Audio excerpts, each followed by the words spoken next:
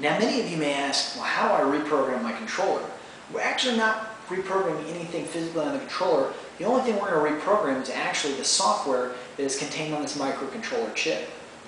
So the way we do that is we actually install what we call a reprogramming port on the bottom of the controller that interfaces to this circuit board. Then using a simple USB reprogramming cable, we can actually plug it into the bottom of the controller. We can install our batteries and turn the controller on for the actual reprogramming operation.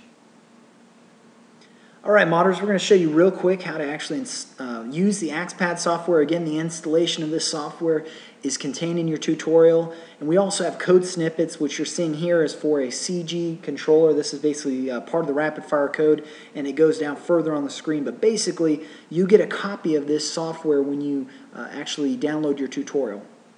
So what we're going to do is we're just going to change a couple options in the software. The first being the timing for the trigger pulls.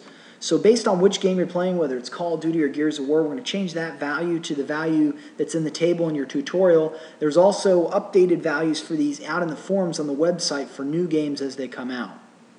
Next thing we're going to want to toggle is whether or not we have our rapid fire on both triggers or just one trigger. The default is the right trigger. However, if we have this set to 1, which is on, that does both the left and the right trigger. So if you change that to a 0, basically it'll only make the right trigger rapid fire. If you have it as 1, then it'll allow both triggers to be toggled as rapid fire triggers.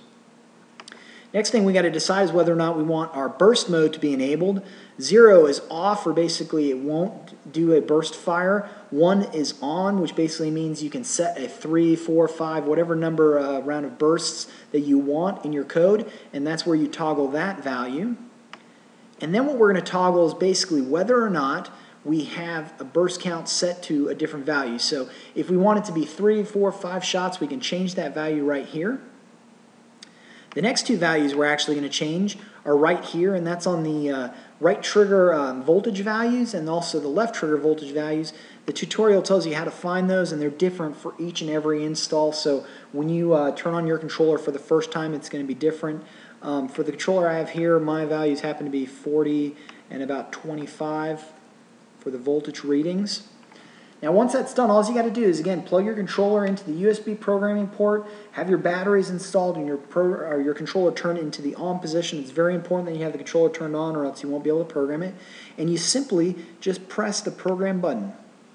What's going to happen is then our programming screen comes up. It tells us how much memory is used right here. That's very important in case you're writing your own code. You can only have the code be so long. And downloading the program successfully window will pop up, meaning that you did the download successfully.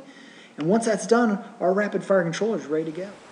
Alright, so as soon as we're done programming the controller, all you got to do is take out the programming cable out of the programming port. Again, that's what we used to program the controller with the game-specific settings that we wanted, and we did that in the programming software. And what we can do now is we can actually use this controller for rapid fire capability on the game that we specifically programmed it for. So I'm going to run you through the functionality of how that works. Depending on where you put your tact switch, ours is in the center here per the tutorial. However, you may put it on the underside depending on what your preference is and what kind of mods you're trying to do with this modification. So when you press the tact switch once, what it's going to do is it's going to light up the fourth player LED. And what that means is that rapid fire is now on. You're ready to smoke them on a pistol. You can even make your best semi-automatic weapons fully automatic. So that's basically what that setting's for. Now if you hit the tact switch again, if you have your burst mode enabled, what will happen is the light will turn off momentarily and turn back on, and that basically means that you're now in burst mode. So that could be 3, 4, 5 shot bursts, whatever you ended up programming into the software for your burst count. That means that that mode is now enabled. If we hit that one more time, the fourth player LED will turn off altogether. That means rapid fire is completely off, and the controller will operate just like a normal controller.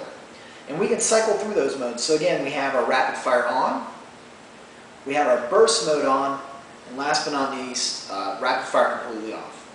So now you should be able to use your controller to dominate online on your Xbox Live games, first-person shooter games, depending on what code you loaded on here. I hope you guys enjoy it. I know I do every day. Again, this is RadReg signing out. Make sure you check us out on the forums for more code updates and more enhancements that we're doing to these controllers every day.